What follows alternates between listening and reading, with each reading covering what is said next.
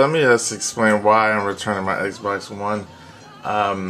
This system had high hopes for me. I really wanted to experience gameplay with it and do all the functions that it said it was going to do. But to my dismay, it did not live up to the hype.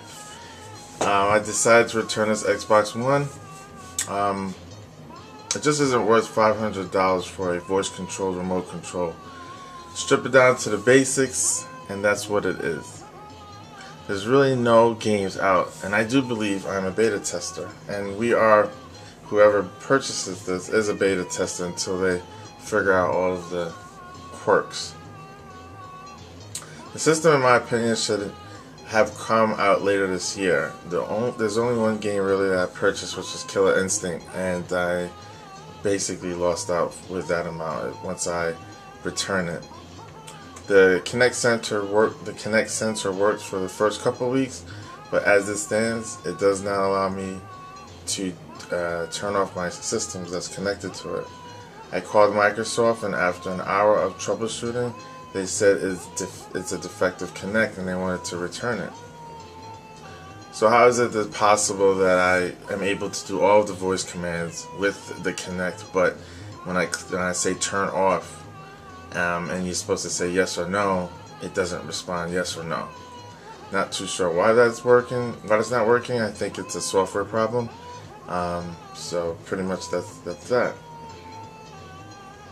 Sometimes the Kinect would, I guess, kick you back to the home screen once you're playing. Once I was playing Killer Instinct, I noticed this happening, and it was pretty annoying.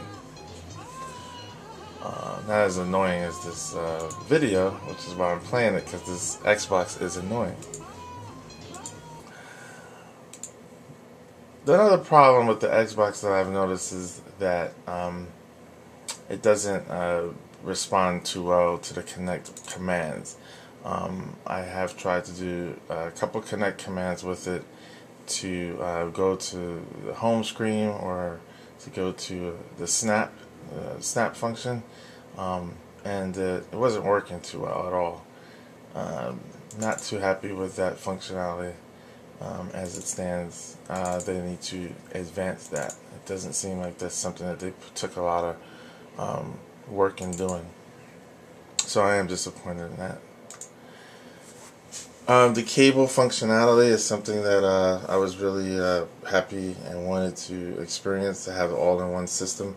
But I have noticed that most of my viewing is done through smart TVs, so the cable system isn't something that I'm using too much of.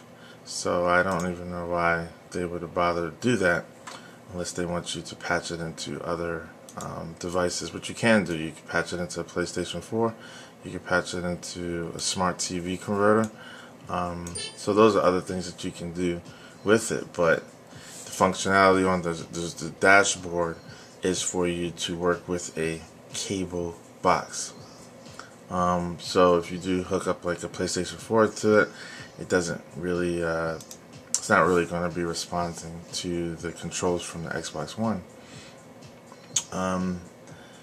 So aside from that, those things that happened, I think the one thing that really pushed me over the ledge was when I couldn't even get it to turn off the TV fully.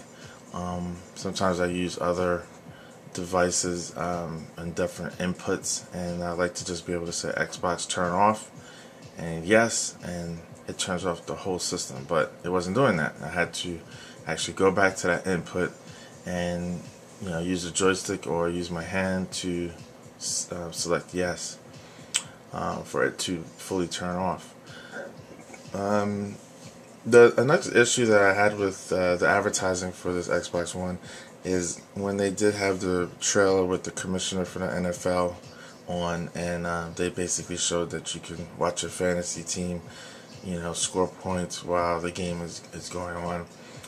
That's not something that's 100% accurate. I guess you can do that, but what is taking place is you have to actually be on NFL.com and have a fantasy team with them. It's not something that I want to do. It's not something that I have currently. I have a Yahoo fantasy team, and that really was a downfall for me when I noticed that. That's not what they made. That's not what they said during the trailers that I saw with the interview with Roger Goodell.